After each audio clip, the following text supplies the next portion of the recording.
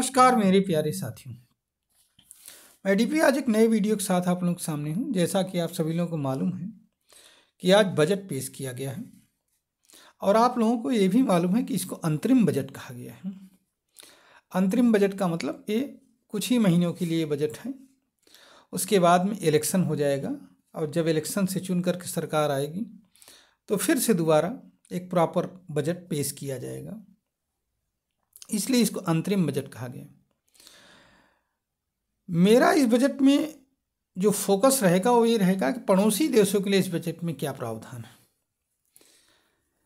लेकिन इससे पहले हम थोड़ा सा कुछ बजट की हाइलाइट्स को भी देखना चाहेंगे कि जैसे कुल बजट ये 47.66 लाख करोड़ रुपीज के एक्सपेंडिचर का बजट है। 47.66 लाख करोड़ रुपीज के एक्सपेंडिचर का बजट है, खर्च का बजट है। अच्छा, इस बार भी टैक्स स्लैब में कोई बदलाव नहीं किया गया है, टैक्स सेम रहेगा।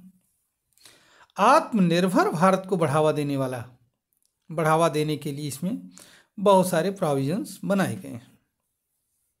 एक नया डिपार्टमेंट खोलने की बात की गई है, मत्स्य संपदा विभाग, और इसमें जो फिशरमैन होंगे उनके लिए बातें की जाएंगी, उनसे संबंधित प्रोविजंस डिस्कस किए जाएंगे इस विभाग में। दूसरी बात, जो स्किल इंडिया मिशन के तहत अप स्किलिंग और री स्किलिंग की बात की गई थी, उसमें लखपति दीदी स्कीम के तहत को बढ़ाया जाएगा और रूरल इकोनॉमी को बूस्ट देने के लिए इसको बढ़ाने की बहुत ज़्यादा जरूरत है। औसत आय में ऐसा माना गया है 50% की वृद्धि हुई है। ठीक है, इसमें और भी चीज़ें बहुत सारे 30 मिलियन जो है हाउसेस का कंस्ट्रक्शन किया जाएगा, अफोर्डेबल हाउसेस का रूरल एरिया में, जिससे सभी को घर दिया जा सके।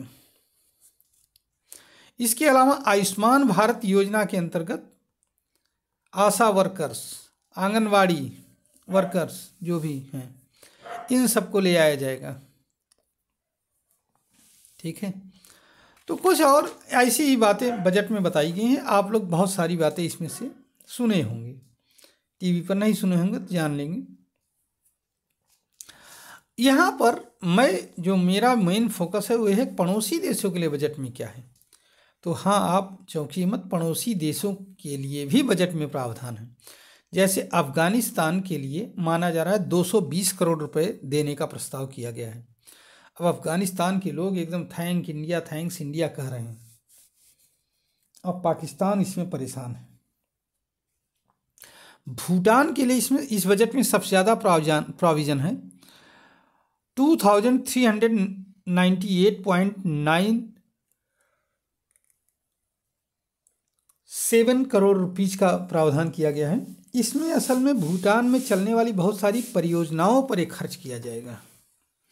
बांग्लादेश के लिए 130 करोड़ रुपीज का प्रावधान किया गया है। मालदीव के लिए 770.79 करोड़ रुपीज का प्रावधान किया गया है इस बजट में। नेपाल के लिए 650 करोड़ रुपीज का प्रोविजन किया गया है। म्यांमार के लिए 370 करोड़ रुपीज, श्रीलंका के लिए 60 करोड़ रुपीज, मॉरिशस के लिए 330 करोड़ रुपीज, सेशेल्स एक है कंट्री, उसके लिए 9.9 करोड़ रुपीज, मंगोलिया के लिए 5 करोड़ रुपीज। तो इस तरह से अलग अलग देशों के लिए अलग अलग प्रोविजन किया गया है। यहाँ सवाल ये पैदा होता है ये किया क्यों गया है। अफगानिस्तान के लिए 220 करोड़ रुपए देने का क्या औचित्य है भाई। हाँ, वहाँ तो एक तरह से स्टेबल शासन भी नहीं, लेकिन औचित्य है। हमारा पड़ोसी देश चाइना जिस तरह से हमारे पड़ोसी देशों को, अन्य देशों को देता है पैसे या डॉलर्स मान लीजिए, जो भी दे रहा है, तो ये चीज़ अगर आपको वहाँ पर अपना प्रभुत्व बनाए रखना है, कहाँ अफगानिस्तान में या पड़ोसी देशों में, उनसे संबंध ठीक रखने हैं, उनकी प्रो चाइना पॉलिसी को उलटना है, प्रो इंडियन पॉलिसी में कन्वर्ट करना है, तो ये सब चीज़ करना ही पड़ता है। अफ़गानिस्तान मिनरल्स के लिए भी बहुत रिच है और चाइना का जिस तरह से इन्फ्लुएंस अफ़गानिस्तान पर हो रहा है वो आने वाले दिनों में भारत के लिए भी बहुत बड़ा खतरा है। तो इसलिए भी अफ़गानिस्तान जैसे कंट्री को भी हमें 220 करोड़ रुपीज़ बजट में प्रोविज़न करना पड़ता है। ये चाहे मानवीय आधार मान लिया जाए, चाहे ये मान लिया जाए कि हमारा जो भी हित है उसको सही करने में अफ़गानिस्तान का बहुत बड़ा रोल होगा। हमारी प्रगति में भी अफ़गानिस्तान हो सकता है अपना किसी तरीके से योगदान दे करके उसमें अपने आप को भी भागीदार बनाना चाहेगा, या ये कहा जाए कि अफ़गानिस्तान में शांति सुनिश्चित करने के लिए हम जो भी अपना छोटा सा कंट्रीब्यूशन है वो कर रहे हैं। इसी तरह से बांग्लादेश की बात, भूटान की बात है। भूटान में चाइना के इम्पैक्ट को बहुत ही रिड्यूस करना है, नहीं तो अगर हम ऐसा नहीं करते हैं तो भूटान हो सकता है प्रो चाइना बन जाए, चाइना की तरफ देखना शुरू कर दें।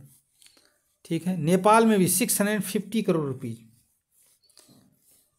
इसी तरह से मालदीव के लिए भी 770 करोड़ रुपीज़ जो है इसीलिए है कि जिससे मालदीव जो है प्रो इंडिया बने, न कि प्रो चाइना बने। अब ये तो कुछ विदेशी, चाबहार पोर्ट के लिए भी 100 करोड़ रुपीज़ का प्रावधान किया गया है। ईरान में जो पोर्ट है बना रहा है इंडिया। तो इस तरह से पड़ोसी देशों के लिए भी बजट में बहुत सारा वो है प्रोविज़न है, जिसको कि हमें जानना जरूरी भी था, और यह भी कि ये पड़ोसी देश हमारे लिए कितना करते हैं हमें ये भी देखना है।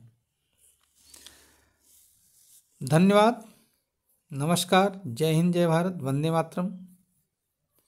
मैं अपना वीडियो यहीं पर समाप्त कर रहा हूँ। एक बार पुनः सभी को मेरा नमस्कार।